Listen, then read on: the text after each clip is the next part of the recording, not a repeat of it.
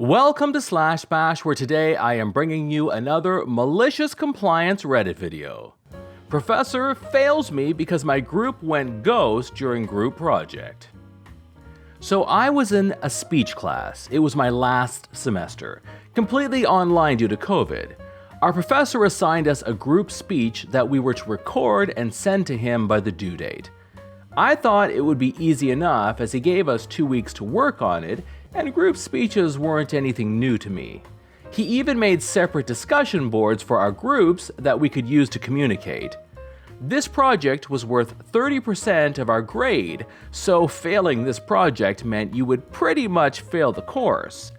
I wanted to get it done early, so we wouldn't have anything to worry about. I immediately post a message to everyone in the group asking when they were free to do a Zoom meeting to discuss the project. No reply for a few days by any of them. I then post again, this time a little more stern as it didn't seem any of them cared enough to even reply at all. I waited a few more days. At this point, we only had a week left before it was due, so I just divided up the work and posted what everyone would need to write their portion of the speech about, and gave them a date and time that I would be holding a Zoom meeting for the final recording to send to the professor. Still no reply. It was now the day before the speech was to be recorded, and 2 days before the speech was due, and my group members had not made an attempt to make contact in any form at all. So I did the only thing I could think of and emailed my professor explaining the situation. I assumed he would not reply because throughout the entire semester, it took him over a week to reply to any of the emails I had sent him. I then did the entire group project on my own, which took me the entire night with no sleep. After I finished writing everyone's speech, it was around the time I had scheduled the Zoom meeting to record. I joined it out of amusement, knowing nobody in my group would be there. Sure enough, it was empty. So I did the entire speech myself, but the rubric really put emphasis on transitioning to our other group members, including saying their name. So between every section where it would cut to a different member, I would say something like, "And now, Jack will explain the importance of blah blah," then mute my screen briefly as if to add a cut, put on a different hat, and continue the speech. I did this for all 6 portions of the speech. I turned in the speech shortly after and filled out the group member roll sheet that was due as well. I just put my name in every box that was supposed to be a different member. A week passes and I see he graded the project. He's still not replying to my previous email about the situation, by the way. He gave me a 0, stating it was supposed to be a group project and me doing it solo meant I did not follow instructions.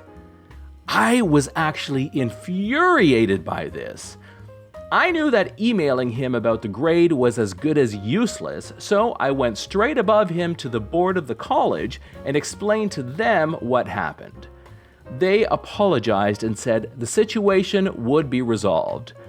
Within a few hours of me talking to the board, my professor replied to my email 3 times, stating that he was sorry for the miscommunication about the project and that my grade would be corrected.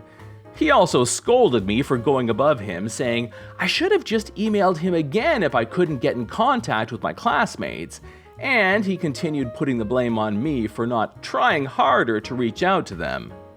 The next semester, I saw that he was no longer with the school. My guess is that it was a habit of his to not reply to emails, and he got fired for it. Also, FYI, his corrected grade was a 70, but I was so mentally exhausted from the situation at that point that I didn't care to fight it anymore. Take off my earphones while you're speaking to me? Sure, no problem, officer. Happened this morning. Even though I made a complete and full stop at a 4-way stop, I get pulled over by a police vehicle, lights flashing, the works. I turn my dash cam around to face me and whomever goes in front of the driver's side window. I roll it down and ask, "What seems to be the problem, officer?" The officer looks at me the way one would look at a sticky piece of gum stuck to the bottom of one's shoe. "You didn't make a complete stop," he says. I adjust one of my hearing aids. I lost part of my hearing due to being a touring session musician previously. Before I could speak, he firmly orders, "Sir, take off your earphones when I'm talking to you." I take both hearing aids off and look at him.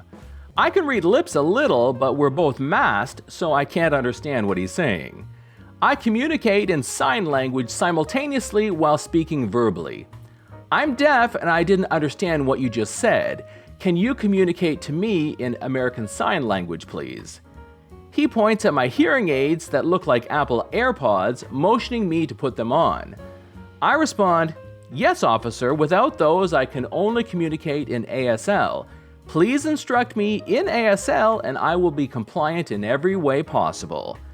The police officer looks at the dash cam that's neatly pointed squarely at us and mumbles, "For flip's sake." He then motions for me to go, giving me 2 thumbs up. Needless to say, I rolled up the window and drove away as fast as legally allowed. I couldn't wipe the smile off my face all day. You say your kids are 13?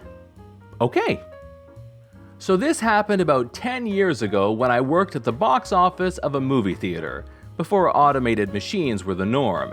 Adult tickets, 14 plus, were $11.99. Kids 3 to 13 were $9.50, and kids under 3 were free. I had a woman come to my till with 2 kids. Now, these kids look to be about 15, though it can be hard to tell sometimes. As many kids don't carry any kind of ID, the rule of thumb was to sell either a kid's ticket or adult ticket based on how old the adult told us the kids were. Many people would abuse this and say the kids were 13 in order to save a few bucks. Typically, I didn't care, as I understood the prices were pretty high, and this was a big chain, so a few older kids getting cheaper tickets wasn't a big deal. What was different this time is that the woman was very rude throughout the whole transaction. We have a series of questions we have to ask throughout the transaction, loyalty program, etc. And we would randomly get scored by mystery shoppers to ensure we were following the script. This woman was annoyed and short with me throughout the whole transaction when I was being super friendly and just trying to do my job. When we got to the part about what kind of ticket she needed, it went something like this. "How old are the kids?" "Why?" "So I know whether they need kids' tickets or adult tickets." "What's the difference?" "Adult tickets are for 14 plus and are $11.99. Kids' tickets are for 3 to 13 and are $9.50. "Oh, they're 13.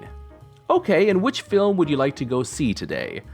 Whatever film it was, I can't remember anymore. "Okay, no problem. For 2 kids and 1 adult, that will be $30.99 total." "Actually, I'm not going with them. I'm just dropping them off."